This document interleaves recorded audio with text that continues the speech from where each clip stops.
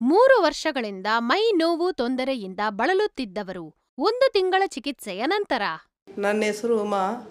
ನಾನು ಜಾಲಹಳ್ಳಿ ಕ್ರಾಸಿಂದ ಬರ್ತೀನಿ ಇಲ್ಲಿಗೆ ರಾಜಾಜಿನಗರ್ಗೆ RJRಗೆ. ಇವಾಗ 1 ತಿಂಗಳಿಂದ ಔಷಧಿ ತಗೊತೀನಿ.